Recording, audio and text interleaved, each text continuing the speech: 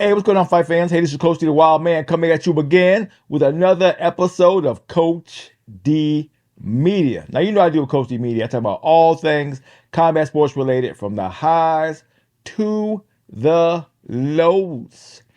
All right, let's go ahead and get back into it. Today, we're going to talk about Demetrious Johnson and Jon Jones. So, lately, I've been hearing a lot of flack about Jon Jones not defending against Tom Aspinall and all that kind of good stuff. He was retired. Now he's back. Now he's in the drug pool. He may be coming back. He may want to fight on the White House lawn. Yada yada yada. So GOAT conversation has been coming up. Is he the GOAT? So he go ahead and take a step back, because he's not fighting Tom. You can't be considered the GOAT if you're not going to defend your title. If you're not going to fight, yada yada yada. I kept going on and on and on and on. So I started seeing podcasts with Demetrious Johnson and DC, and they're talking about GOAT and fighting and why this, why that, why is Jon Jones the GOAT, why is Demetrious Johnson the GOAT. So I was like, you know what? That's an interesting conversation because I'm really getting tired of the drama. The UFC is a drama fest. It's more about the drama than it is about the fighting. Everybody's looking for something to say. That's primarily what goes on. Who has the most stories of drama? We overlook great matches now. Everybody gets passes. Everybody can have a losing record and still fight. So what Jon Jones was doing ain't a big deal. You know what I'm saying? It really ain't a big deal. Some people saying he's holding up the division. What division? The heavyweight division is crap. So he ain't holding up shit other than him fighting. So outside of that, who cares? But anyway, I do care about the GOAT status. Who's the GOAT and why? Some say according to Dana White, Jon Jones. Most people say Demetrious Johnson. Some people say St. Pierre. So what makes a GOAT? That's the question. What makes a GOAT, right? So Jon Jones has the best overall record, 28-1. The only loss was disqualification. That's no longer an illegal blow now, so people can kind of dismiss that and say he's 28-0. You could say Khabib or Islam is up there when it comes to that record too. Khabib mainly, so you can throw him in that mix when it comes to the undefeated record. But Khabib didn't fight all the best. Jon Jones has, and the thing is, there's not that many bests that you can fight nowadays, right? The older days had more of the top tier dogs who would die in the cage to win. Jon Jones had to fight the monsters, like the DCs of the world, who is willing to go out on their shield. I don't think Khabib fought the killers like Jon Jones has. Even Demetrious Johnson had to fight the who's, that wanted to not only take his belt, that wanted to dominate his spot, they wanted to get rid of his spot. All these things Demetrious Johnson had to go through. And he had 11 title defenses. So he's 11-1 as a champion. Compared to freaking Jon Jones is what, 20, I don't know, I forgot, I think 14 title defenses, something like that. So all these things about who's the GOAT and why. I forgot what freaking St. Pierre's record was. I think he may have had 9 or 10 title defense, something like that. And he fought killers too.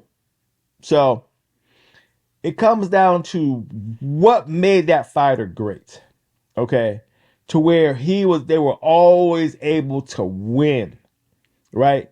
The reason why I picked Demetrious Johnson as the true GOAT is because he had the least of the tools, right? We forget Demetrious Johnson is 5'3".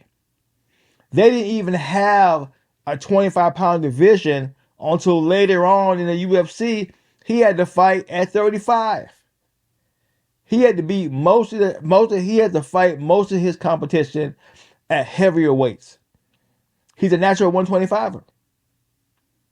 And he's 5'3". Everybody he fought was usually taller than him or bigger than him.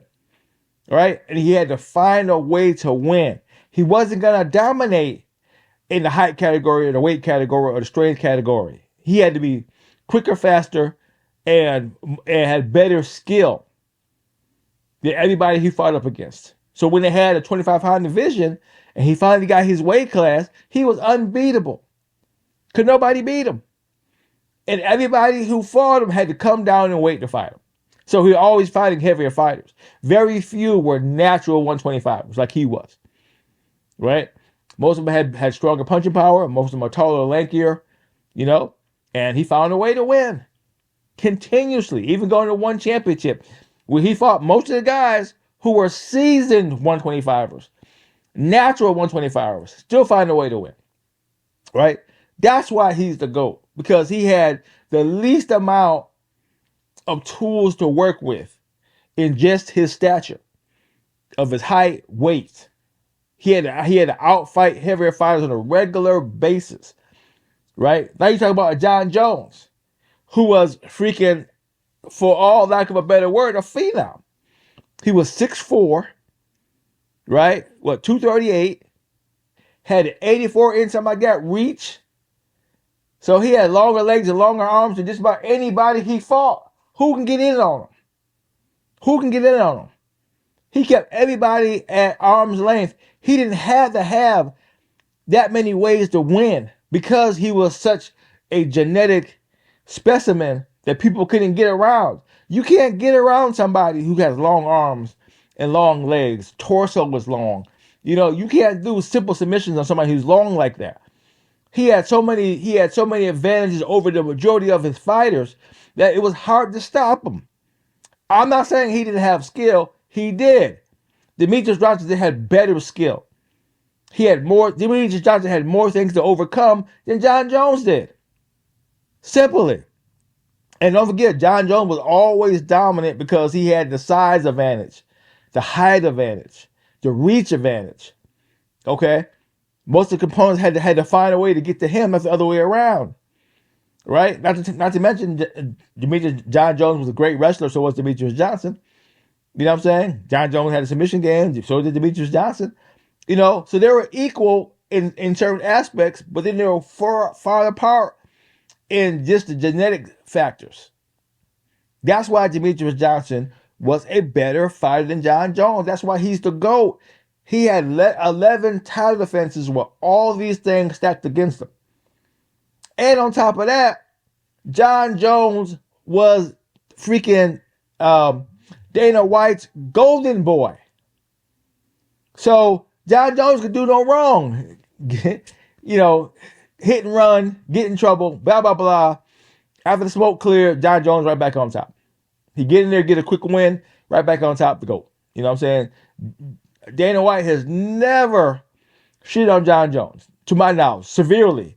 Like he did with Demetrious Johnson, talking about getting rid of the division. John Jones is not a needle mover. I mean, not John Jones. Demetrious Johnson's not a needle mover. You know, he couldn't get top paydays. Look at all the crap Demetrious Johnson was up against. Still maintained his winning record. Still was able to defeat everybody. He didn't let none of that shit get to him. Right? John Jones got a bad day. He gone for a year. Right? Everybody was gunning for Demetrious Johnson. Everybody was scared of John Jones. They didn't want none of that smoke. Them elbows is hell. Them kicks is hell. DC said it. He said, hey, John Jones give you a shitload of pain.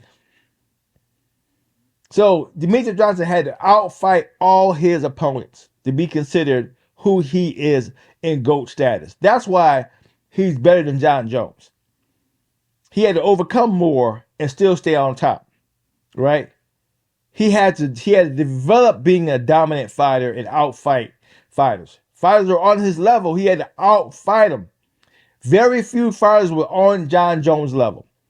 They were only on his level when John Jones got lazy, didn't want to train. But a completely trained, ready to go John Jones, very few people can beat him.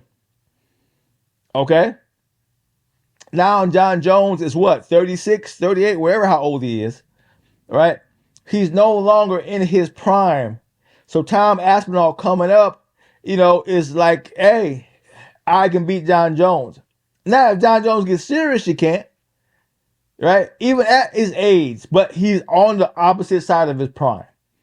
So yeah, Tom has a better chance to beat him, and he's a bigger guy, right? John Jones had to fight all the guys that are bigger. He had to overcome. Period. When he got the knee KO in one championship, came right back down, and then KO'd the guy the next time they got together, then beat him again in the three-peat. That's what a champion does. That's why John Jones is the GOAT. He figured shit out and became the best at what he did. So hands down, John Jones is the GOAT.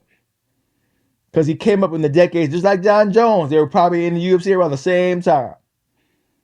And Demetrious Johnson had way more shit he was up against than John Jones did. Because he was Dana White's boy. Period.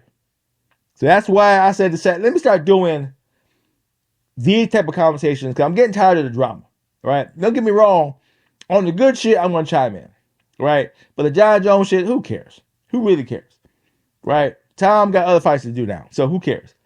Demetrious Johnson has been successful. He left combat sports, MMA, got into podcasting, got over 1 million subscribers, doing good, seeing him everywhere. He's turned his fighting into a brand. Let's see what John Jones does when he finally steps back to sit down. Let's see what he can do after that. No, even though John Jones made a shit ton of money with that belt, way more than Demetrious Johnson did. So probably Demetrious Johnson had to develop another way of making more money, because he didn't get some of them paydays that John Jones did. You know, another conversation. So it is what it is. All right, this is Coach D doing something different. Just want to start talking about the fighters more and what makes them great fighters, what their skill sets are, why they were good, yada, yada, yada. The drama is getting kind of old. Or I'm just getting too old. I'm getting tired of it. We'll see. All right, this is Coach D doing what I'm doing, calling it like I see it. To hear from me again, peace out.